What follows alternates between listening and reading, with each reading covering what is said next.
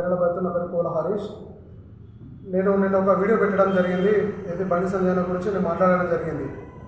గిరీష్ దారుమన్ అని చెప్పేసి ఆయన మీద దాడి ఘటనలో ఆయన గత 2-3 సార్లు మా నేరెళ్ళ ఇష్యూ గురించి సంజయ్ను క్వశ్చన్ చేయడం జరిగింది. నేరెళ్ళ కేసులో ఎస్సీ కమిషన్ అమ్ముడు పోయిందని చెప్పేసి ఆయన మాట్లాడడం జరిగింది. దాన్ని బేస్ చేసుకొని ఆయన పైన దాడి జరిగింది కాబట్టి దాడితో మాట్లాడుతూ నేను నేరెళ్ళ కేసులో ఎస్సీ కమిషన్ అమ్ముడు పోయిందనే విషయాన్ని నేను సంజయ్ను క్లియర్గా వేయడం జరిగింది. ఈ వీడియోలో సంజయ్ అన్నను కానీ ఎక్కడ నేను బెదిరించినట్టు కానీ ఏదో చేసినట్టు కానీ చేయలే. నేరెళ్ళ సంఘటన జరిగినప్పుడు బండి సంజయ్ అన్నను నమ్మి నిలబడ్డాము. నేరెళ్ళ సంఘటన జరిగినప్పుడు మేము గవర్నమెంట్ హాస్పిటల్లో ఉన్నప్పుడు మా దగ్గరికి సంజయ్ అన్న వచ్చి కేసులు టేకప్ చేస్తా, మీరు నా మాట మీద నిలబడి ఉంటే మీరు ఎటు పోవద్దు, మీరు ఎటు వినగానే రేపు ప్రొద్దున ఈ గవర్నమెంట్ ఉల్టా అయితే నా జీవితం ఖరాబ్ అయితే మీరు మాట మీద నిలబడతారా అంటే నేను కేసు కొట్లాడతా అని చెప్పింది వాస్తవము. ఆయన చెప్పిన మాటకు మేము కట్టుబడి ఉంటే అదే రోజు ఆయన చేతిలో చేసేసి ప్రమాణం చేసినాము. నేరెళ్ళ సంఘటనలో మాకు న్యాయం జరిగేదాకా మేము ఎక్కడికి పోము, కంపల్సరీ మీ వెంట ఉంటామని చెప్పడం జరిగింది. నేరెళ్ళ సంఘటన జరిగిన తర్వాత గడిచిన కాలంలో ఎస్సీ కమిషన్ వచ్చింది. ఎస్సీ కమిషన్ అప్పుడు క్షేత్రస్థాయిలో కొట్లాడింది ఈయననే, క్షేత్రస్థాయిలో తీసుకొచ్చింది ఆయననే. తీసుకొచ్చినప్పుడు ఎస్సీ కమిషన్ అనేది నేరెళ్ళలో ప్రజాకోర్టు పెట్టింది. ప్రజాకోర్టు పెట్టి ఏమన్నది, ఎవరైతే ఎస్పీ విశ్వజిత్ కంపార్ట్ ఉన్నాడో, ఎస్ఐ రవీందర్ ఉన్నాడో, కానిస్టేబుల్ ఉన్నారో వాళ్ళపైన చట్టపరమైన చర్యలు తీసుకొని బాధితులకు ఎక్స్గ్రేషియా కానీ ప్రభుత్వం కానీ ప్రకటించాలని చెప్పింది. ఆ ఎస్సీ కమిషన్ రిపోర్టు 8 సంవత్సరాలు గడుస్తుంది, ఇంతవరకు రాలేదు. నేను ఈ 8 సంవత్సరాల నుంచి సంజయ్ అన్నను చాలా సందర్భాల్లో అడిగిన, అన్న నేరెళ్ళ కేసు ఎట్లా, మా పరిస్థితి ఎట్లా, బాధితులమందరం ఆగమం అయిపోతున్నామన్నా, మా బతుకు తెరివేందన్న అంటే, హరీష్ మేము కేసు జరిగినప్పుడు నా మాట నమ్మి నిలుస్తున్నారు, ఇష్యూని బయటకు తీసుకొచ్చిన, ఇంట్లో మీకు ఆర్థిక సాయం చేసి మిమ్మల్ని ఆదుకోనని చెప్పిండు. ఆయన మాటను నమ్మినాం, ఆయన మాట కట్టుబడి ఉన్నాం. ఈరోజు ఇప్పుడు ఆయన గురించి కొట్లాడినప్పుడేమో మేము మంచిగా కనబడ్డాము. ఇప్పుడు ఆయన ఈ ఎస్సీ కమిషన్ అమ్ముడు పోయిందన్నా మరి మాకు ఎప్పుడు ఎట్లా న్యాయం చేస్తామని అడిగితేనేమో ఈరోజు ఒక చిల్లర వాళ్ళకు బీర్లు బిర్యానీలు తినిపించుకుంటా చిల్లర కూడా వాడు నా కొడుకంత వయసు కూడా లేదు, వాడు వంశరెడ్డోడు, వాడు తోడుకలు తీస్తాననుకుంటా వాడు ఇష్టం వచ్చినట్టు మాట్లాడారే. నేరెళ్ళ సంఘటన జరిగినప్పుడు నువ్వు ఎక్కడున్నావురా, నువ్వు నీతో మాట్లాడించినోడు ఎక్కడున్నాడు రా? బండి సంజయ్ నాకు తెలియదా? బండి సంజయ్ నాకు తెలియదా? నేరెళ్ళ సంఘటన జరిగినప్పుడు నువ్వు ఏడుకోరా? నేరెళ్ళ సంఘటన జరిగినప్పుడు నేరెళ్ళ సంఘటనలో బండి సంజయ్ మాతో మాట్లాడిన మాటలు, మేము ఆయనతో మాట్లాడిన మాటలు నీకేమైనా తెలుసా?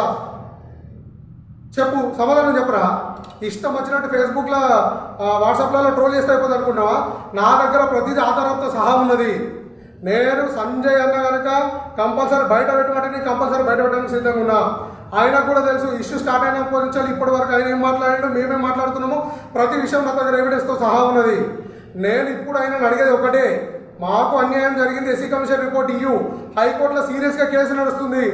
మరి అప్పుడు నేరెళ్ళ కేసులో సీరియస్గా అయినా పార్టిసిపేట్ చేసి మమ్మల్ని బయట తీసుకొచ్చినప్పుడు కొట్లాడదని చెప్పినప్పుడు ఎస్సీ కమిషన్ నేను అడగకపోతే ఎవరు అడుగుతారో? వంశీ సమాధానం చెప్పరా? నువ్వు ఎవరన్నా నీకు చెప్పమని చెప్పింది? వాస్తవాలు బయటకు తీద్దాం రండి, వాస్తవాలు ఉన్నాయి నా దగ్గర. పైసలు ఇచ్చాడు ఎవరన్నా పైసలు అడిగింది? బండి సంజయ్ నేను పైసలు అడిగినారా? సంజయ్ అని చెప్పారు పైసలు ఇచ్చాడు అని నాకు ఇష్టం వచ్చినట్టు ఆరోపణ చేస్తే కూడా ప్రసక్తి లేదు బిడ్డ, ఇష్టం వచ్చినట్టు మాట్లాడుతూ పడే ప్రసక్తి లేదు.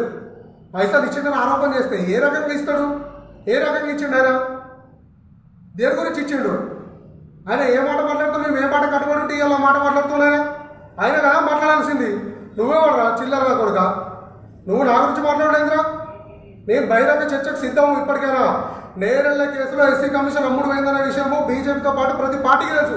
ఇలా నేరెళ్ళ కేసు నిర్వీర్యమైందని ఎవరి వల్ల జనానికి తెలియదా? 8 సంవత్సరాల నుంచి కొట్లాడుతున్నాం, ప్రజలకు తెలియదా ఎవరు నీరు ఖర్చారు నేరెళ్ళ కేసు అనేది? ఇలా పైసలు తీసుకున్నట్టు ఎవరు పైసలు ఇచ్చింది? బండి సంజయ్ ఎందుకు పుణ్యానికి ఇచ్చిండా? నాకు బండి సంజయ్ పుణ్యానికి ఇచ్చిండా?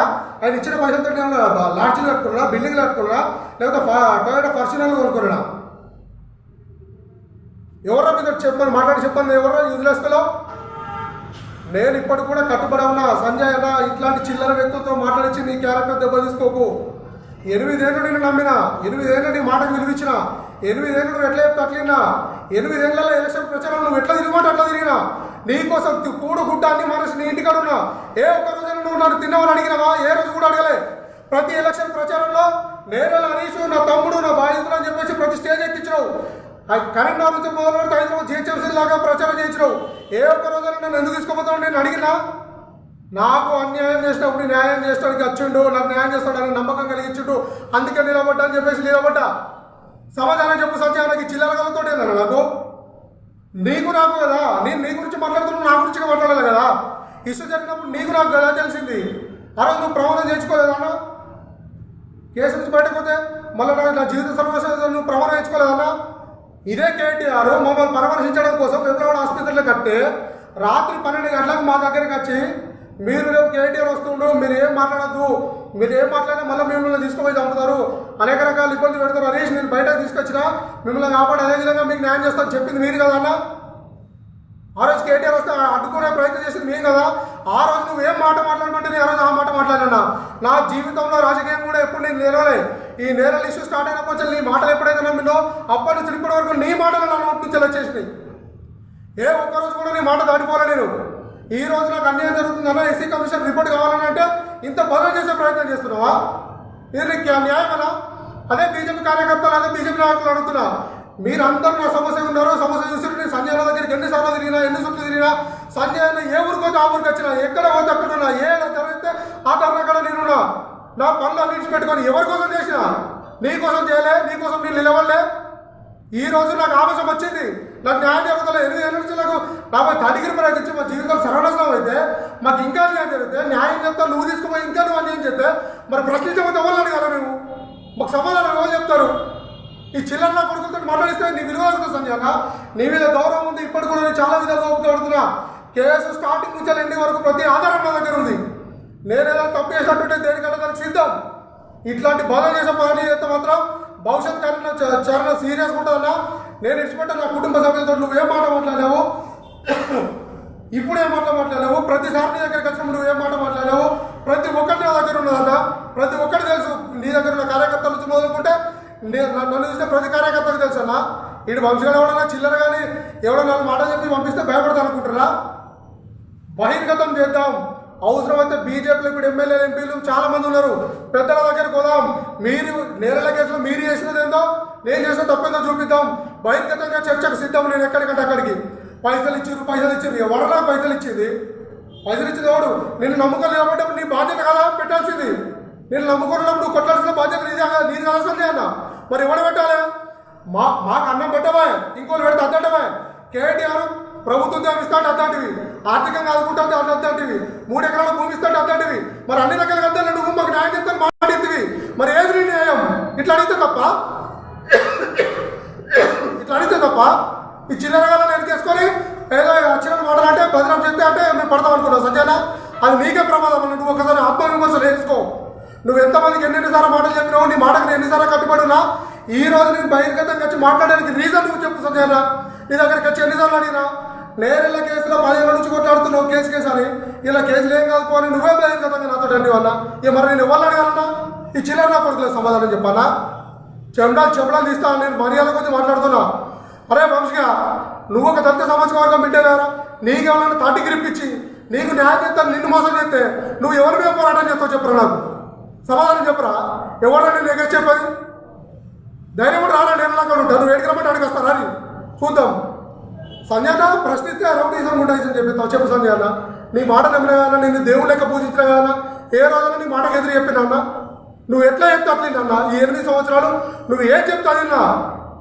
ప్రభుత్వానికి వ్యతిరేకంగా మాట్లాడే, ప్రభుత్వానికి వ్యతిరేకంగా మాట్లాడే నువ్వు ఏ మాట చెప్తా మాట చెప్పినా? ఇవాళ నువ్వు ఇచ్చే గౌరవం నాకు గిదా? నువ్వు చెప్పిన మాటలంటే ఇచ్చే గౌరవం గిదా? ఏమని ఏం చేసినావునా? నువ్వు ఇచ్చిన ₹1,00,000 అడ్వకేట్కి ఇస్తే అడ్వకేట్ మమ్మల్ని మోసం చేసిండు. మేము వేరే అడ్వకేట్ని పెట్టావు. ఎవరికి ఇచ్చినావునా లక్షలు? నా భార్యకు ఆరోగ్యం బాగాలేదు, నా భార్యకు ఆరోగ్యం బాగాలేదు అన్నా, నువ్వు ఖర్చు పెట్టా నీ దగ్గరికి వచ్చినా, నా భార్యకు ఆరోగ్యం బాగాలేదన్నా, నా పరిస్థితికి ఇది ఉందని చెప్పినా. నువ్వు ఇచ్చిన ₹1000 1500 మందులు నాకు లక్షలు అన్నా. అది ఎవడు ఏ అడిగా? నీ లెక్క నమ్మి ఎవరైనా కూడా పోతే ఎవరు పెట్టుకోరా, ఎవరు చేయరా? అవి ఇస్తే లక్షలు ఇచ్చినాడనా? చూపి అన్న ఏ ట్రాన్సాక్షన్, నా passbook, Aadhaar card, pan card అన్నీ నీ ముందర పెడతా, బహిర్గతంగా పెడతా. నువ్వు ఎప్పుడు ఏ ట్రాన్సాక్షన్ చేయించినావు చూపి, ఎప్పుడు ₹8 ఇచ్చినావు చూపి, ఎప్పుడైనా లక్షలు ఇచ్చినావు చూపి. మా నాన్న ఈ ఇష్యూ జరిగినప్పుడు మా నాన్న నీతోనే ఉన్నాడు కదా, దాదాపు ఒక 2-3 లక్షలు ఖర్చు పెట్టుకున్నాడు. ఆ 2-3 లక్షల పైసలు అందరిని అడుగుతా అంటే కూడా నువ్వు నేరలకు వచ్చి మా ఇంట్లో భోజనం చేసి, దేవన్నా నువ్వు పైసలు ఎవరు అడగకే, పైసలు అడిగితే బాధ్యత అందరూ ఇచ్చుకోపోతారు, ఆ పైసలు కూడా నేను ఇస్తానే, ఆ 3-4 లక్షలు నేను ఇస్తాను అలాంటివి మర్చిపోయినా అన్నా? ఎంత ఖర్చు అయినా నేను పెట్టుకుంటా అంటే మర్చిపోయినావు అన్నా? అన్న మాకు ఇబ్బంది ఉందా అన్న, మేము బాధ్యతలు మేము లెక్కేసుకుంటామన్నా, మా పైసలు గిన్నె అన్న మేము తీసుకుంటామన్నా వాళ్ళని అడుగుతామంటే లేదు హరీష్ నేను ఇస్తాను చెప్తుంది. మా ఇంటికి భోజనం చేసి చెప్పినావు అన్న. ఏమన్నా ఇలా నీకు నీ ఎలక్షన్ ప్రచారంలోనేమో నీకు బంగారం లెక్క అనమాట. ఈ రోజు నువ్వు అధికారంలోకి వచ్చినాక నీకు అంత చేదు కనబడ్డది అన్న. మా చెమట వాసన వస్తుందా ఈరోజు నీకు? ఆ రోజు నీ ఇంట్లో కూర్చుని పెట్టుకొని భక్తి భోజనం పెట్టి నాతో నిలబడి ఎన్నికల ప్రచారానికి పిలిచిన నువ్వు ఈ రోజు అన్న నాకు న్యాయం చేయని అడిగితే ఇంత పని చేసే ప్రయత్నమా? ఇంత దిగజారిన రాజకీయం ఏమైనా ఉంటుంది సంజయ్ చెప్పండి. నా తల్లిదండ్రులకి నువ్వు ఏం మాట ఇచ్చినావు, ఏం మాట మాట్లాడుతున్నావు, వాడి చిల్లరగా వాడే మాట మాట్లాడుతున్నావు. కనీసం అరే వాస్తవాలు గివిరని అలాగే మాట్లాడే గివిరా విషయాలను నువ్వు ఎందుకు చెప్పలేకపోతున్నావు? చెప్పు సంజయ్ అన్న, ఎందుకు చెప్పలేకపోతున్నావు? మేము ఏం తప్పు చేసినాం ఇప్పటికి ప్రశ్నిస్తున్నాం. నీకు నిజంగా నేరలో దళితుల మీద ప్రేమ ఉంటే, చిత్తశుద్ధి ఉంటే ఇప్పటికి ఎస్సీ కమిషన్ తెప్పించి మా 8 మంది బాధితులకు నువ్వు న్యాయం చేయి. నీ కాళ్ళని నేను ఎత్తిన పోసుకుంటా, నేను తప్పు చేసిన ఒప్పుకుంటా. నేను ప్రశ్నించినందుకు అది చేస్తావా? సామాజిక న్యాయం మాకు చేస్తావా? మా 8 మంది బాధితులకు మాకు న్యాయం చేస్తావా? ఇప్పుడు సెంట్రల్ హోమ్ మినిస్టర్ నువ్వు, నీ దగ్గర అధికారం ఉంది, ఒక ఐపీఎస్ మీద చర్యలు తీసుకునేంత హక్కు నీకున్నది. ఎందుకు తీసుకుంటున్నావన్నా? 2017 ఎలక్షన్లో మాట్లాడిన మాటలు ఇప్పటి వరకు కూడా నువ్వు ఎందుకు మాట్లాడతావు? నేరాల గురించి ఎందుకు తీస్తావు? ఎన్నికల ప్రచారంలో సీఎం రేవంత్ రెడ్డి గారు వచ్చి ఇక్కడ ప్రచారం చేశారు. ఎన్నికల ప్రచారంలో సంజయ్ నేరల కేసులు అమ్ముడు పోయిన వాళ్ళని బహిరంగ అన్నాడు కదా. మరి ఆ రోజు నువ్వు ఎందుకు ప్రశ్నించలేదన్నా? ఆ రోజు నువ్వు ఎందుకు బయటకు వచ్చి ప్రెస్ మీట్ పెట్టలేదన్నా? నీ మాట వింటే ఒక రకంగా, నీ మాట వినకపోతే ఒక రకంగా, ఒక బాధితుడు ఉన్నప్పుడు ఒక రకంగా, ఒక బాధితుడు లేనప్పుడు ఇంకో రకంగా, మాది అట్లా మాకే చెప్పేసి ఏం రాజకీయం చేస్తున్నావు సంజయ్ అన్న? ఇది నీకు న్యాయమనే నీ గుండె మీద వేసుకొని చెప్పు సంజయ్ అన్న. నువ్వు కనుక నాకు కరెక్ట్ న్యాయం చేసినట్టుంటే ఈ కమిషన్ నేను ₹1 కాదు కదా ఈ కేసులో కూడా నేను ఇన్వాల్వ్ అయ్యాను. నాకు మాకు న్యాయం చేయను. నువ్వు ఆత్మవిమర్శన చేసుకో. నువ్వు 3 అమ్మవారిని పూజిస్తావు కదా, అమ్మవారిని సాక్షి చెప్పన్నా. నువ్వు నిజంగా మా బాధితులందరికీ న్యాయం చేసినావన్నా? కరెక్ట్ న్యాయమేనా? ₹5 ₹10 ఇస్తే న్యాయం అన్నా? బిచ్చం వేసినట్టయితే దాంతో మీరు కోట్లాడుకుని బిల్డింగ్లు ఆడుకున్నావు. మా నాన్న సొంతంగా కష్టపడి సంపాదించిన పైసలతో నేను బతుకుతాను. ఇప్పుడు కూడా ఎవరు సంపాదనకి ఎవరు రూపాయికి నీ ఆశపడలే. కేటీఆర్ కానీ వాళ్ళు సభా లక్ష్యం మాకు ఆఫర్ చేస్తే ఎప్పుడు బెండ్ కాలే. అవే పైసలు తీసుకోవాలనుకుంటే ఆ పైసలు తీసుకొని నేను కేటీఆర్ దగ్గరనే ముందు కావచ్చు. ఈ రోజు గిన్నె ఇబ్బందులు పడి ఇంత బదలమై నీ చుట్టూ తిరిగి నేను ఇంత నీతో నేను పేర్లు ఎందుకు కనిపించుకుంటాను? నాకేమవసరం? నీతో మాట్లాడేవాళ్ళు నాకేమవసరం అలా? అదే కేటీఆర్ దగ్గరికి పోతులు కావచ్చు. ఆ రోజు నువ్వు విడిచిపెడితే ఆ రోజు రాత్రి 12 గంటలకు వచ్చి విమలవాళ్ళ మళ్ళీ కూర్చోబెట్టి అన్ని రకాల మాటలు చెప్తావు. మీరు దాటిపోవద్దు, మీకు న్యాయం చెప్తాను చెప్తావు. ఇలా నేరాలలో ఎస్సీ కమిషన్ ఏమైందంటే లేనిపోని బదనం చేస్తావు. ఇది నీకు న్యాయమా? ఇది నీకు న్యాయమా సంజయ్ చెప్పు. నువ్వు ఆత్మవిమర్శన చేసుకో. నాకు ఇప్పటికి చెప్తున్నా, నువ్వు పెద్ద మనిషి చేసుకొని ఆలోచించి కరెక్ట్ మాట్లాడు. లేదు నేను ఈ విధంగా ఉంటా అంటే అన్న నేను ఎక్కడికైనా రావడానికి సిద్ధము. ప్రతి పేపర్ ఎవిడెన్స్తో సహా నా దగ్గర ఆర్టీఐ పెట్టి ప్రతిదీ తీసుకున్నాగా, ప్రతిదీ నా దగ్గర ఉంది. 2017లో కేసు జరుగుతుంది. ఇంతవరకు ఎస్సీ కమిషన్ కేసు రిజిస్టర్ కదా అన్న. ఎస్సీ కమిషన్ రాములు నేను 2 సార్లు కలిస్తే డైరెక్ట్ మొక్కలు పట్టుకొని అడిగాడు, నువ్వు నా దగ్గరికి ఎందుకు వస్తున్నావు బాయ్? నేరేళ్ల కేసు విషయంలో బండి సంజయ్ అన్ని విషయాలు తెలుసు, నువ్వు బండి సంజయ్ అడుగు అన్నాడన్నా. మరి దీనికి సమాధానం ఎవరు చెప్తారన్నా? ఎస్సీ కమిషన్ రాముల మీద కేసు పెడతా అని చెప్పినా నువ్వేమన్నావు? పార్టీ పరువు పోతుంది, పార్టీ ఇచ్చేది పోతుంది, రేపు తలెత్తుకోలేదు కొట్లాలేం బాయ్, మనమే కొట్లాడు మనమే కూడా పోయింది నాకు ఇచ్చేది పోతుందని చెప్పినావు అన్నా. మరి ఆ మాటలకు అర్థమని చెప్తారన్నా? నేను ఇప్పుడు కూడా చెప్తున్నానా, నేను ఇప్పుడు కూడా చాలా సున్నితంగానే మాట్లాడుతున్నా. ఎవరో నలుగురు చిన్నగాళ్ళని సపోర్ట్ చేసి నావి చేసి నన్ను ఏదో బదనం చేస్తే నేను భయపడ్డాను కాదు, బెదిరిపోవటం కాదు, అదిరిపోవటం కాదన్నా. సాగును చూసే వచ్చినా అది నీ దగ్గర నుంచే నేర్చుకున్నా. నేను భయపడటం అయితే కాదన్నా.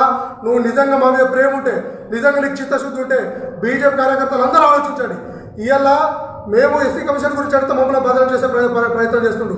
అదే సమయానికి నేను సూటిగా అడుగుతున్నా, నువ్వు న్యాయం చేయన్నా. ఎస్సీ కమిషన్ చెప్పి ఎస్పీ విశ్వజిత్ గారు కొట్టింది వాస్తవం కాదా? ఆ రోజు నువ్వే కదా కొట్లాడింది. దశ దిశ ప్రోగ్రాంలో మాట్లాడుతుంది. నీ గురించి అన్ని నేను నెత్తి మీద పెట్టుకొని మాసం బల్ల బుద్ధి చెప్పిన కదా. ఇలా విశ్వాసం లేదన్నా? నాకు ఆవేశం ఉందని అలాగే న్యాయం జరుగుతలేదని అందరు చుట్టూ తిరిగి అలసిపోయినన్నా. మరి నా ఆవేశంతో ఒక మాట అంటే నీకు ఏమి ఇబ్బంది వచ్చిందన్నా? నీకు పిలిచి మాట్లాడే అర్హత లేదా? నీ మాట కాదమ్మా, నువ్వు మాకు సమాధానం చెప్పి హక్కు నీకు లేదా? నేను మాట్లాడచ్చా? 100 రకాలు మాట్లాడతావు. బాధితులు ఆవేదన ఉంది. నా ఆవేదనకు అంత మాట చెప్పాలి. నా లెక్క తండ్రిగిరి ప్రయోగించబడి ఎటుగానం లేకుండా చేసిన ప్రతి ఒక్క బాధితులకు ఆవేదన ఉంటుందన్నా. అనుభవించిన బాధ తెలుస్తుంది. ఇలా నేను అడిగితే తప్ప అన్నా? ఇప్పటికైనా సంజయాలను పెద్ద మనిషి చేసుకుని ఆలోచించు. కంపల్సరీ నేరేళ్ల కేసులో ఎస్సీ కమిషన్ తెప్పియాల్సిందే, విశ్వజిత్ గారిని లోపలేయాల్సిందే. నువ్వు ఆ పరిగట్లా చేసినట్టుంటే నేను మీద పెట్టి ప్రెస్ మీట్ నేను ఉపసంహరించుకుంటా, నేను తప్పని ఒప్పుకుంటా.